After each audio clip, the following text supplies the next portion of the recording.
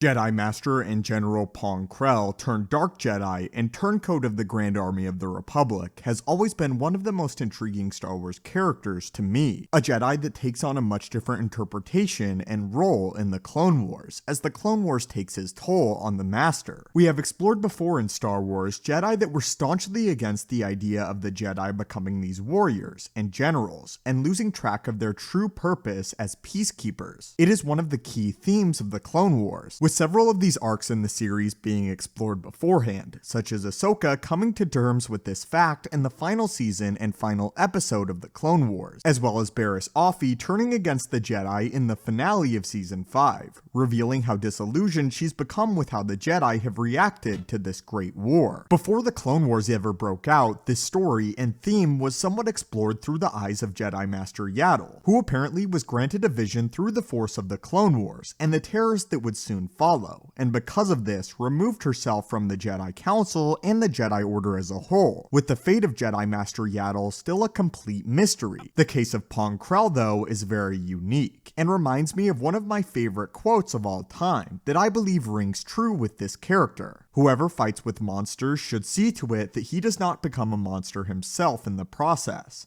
And when you gaze into the long abyss, the abyss also gazes into you. Just like many of the other Jedi we mentioned earlier, Pong Krell was granted a vision of the way the galaxy was to be rebuilt, and the great and dangerous mistakes that the Jedi would soon make in the war. But unlike Barriss and Yaddle, the abyss stared more directly into Pong Krell and his soul, and he welcomed the change within himself, realizing how much he agreed with the state of the dark side, and the state that the Jedi had been reduced to. Pong Krell would later even mention that it was his goal to be apprenticed to Dooku and become more integral to the plot of the Sith and destruction of the Jedi Order, destroying it partially from within before he turned coat entirely, coming to the realization that the age of the Jedi was over, and deciding instead of opposing that realization to embrace it. It is for this reason that Pong Krell is one of the most interesting Star Wars antagonists in recent memory, and if you guys would like a full, in-depth breakdown of the character of Krell, be sure to hit the like button and let me know in the comments. Now though, let's continue with what Dave Filoni revealed about Pong Krell when discussing the plans for the character behind the scenes. In an interview all about the Embarring arc of the Clone Wars, Dave Filoni mentioned that it was his biggest concern that the audience immediately would identify Pong Krell as the antagonist, and that this reveal would not be satisfying when it finally happened in the final episodes. Dave Filoni believed that Pong Krell was perhaps too callous, and that it was more unbelievable. However, his mind would be changed as Krell's demeanor was compared more to that of Mace Windu, who too was a battle-hardened Jedi Master and warrior. Therefore, they decided to keep this arc entirely. It was because of this worry, however, that it was Dave Filoni's initial plan to have Krell's turn against the Republic and embrace of the dark side of the Force be a centerpiece of the whole Clone Wars season, with Krell being a more prominent figure in Season 4. The plan was to have Krell be more of a reoccurring character, and to actually have him start out as a heroic Jedi Master that was dutiful, but a Jedi that was slowly twisted by the Clone Wars. This was of course later changed to have the story more focused on the clone reaction to Krell than Krell's own story, with the story of Krell's turn to the dark side of the Force taking more of a backseat, and rather the clones dealing with their duty and loyalty to the Jedi. Nonetheless, this take on the character does sound very intriguing, and sort of a setup to the later turn of Anakin Skywalker, and something I very much would have liked to see play out in Season 4, with Krell being more of an overarching antagonist, somebody that appears heroic at first, and somebody that we grow to like, and his turn slowly playing out until the finale of the Embarring arc, where it is revealed Pong Krell has submitted to the ways of the dark side. Another reason why Dave Filoni says he ultimately decided not to go with this is also an interesting one, stating that he didn't want a lot of the kids and people that watched the show to grow too attached to Pong Krell. He didn't want to see kids running around in Pong Krell outfits and with Pong Krell toys thinking that they were his favorite character, and then having him turn against the other favorite characters such as the clones in Jesse and Rex. He wanted to make it clear that Pong Krell was not a character we were supposed to sympathize with. Anyway, my friends, what are your thoughts on Krell once being more of an integral character in a whole season of the Clone Wars, and how his story was more meant to illustrate the turn of the Jedi than from the point of view of the clones? I would love to hear your thoughts on this in the comments down below, and as always, may the Force be with you, and have a great day.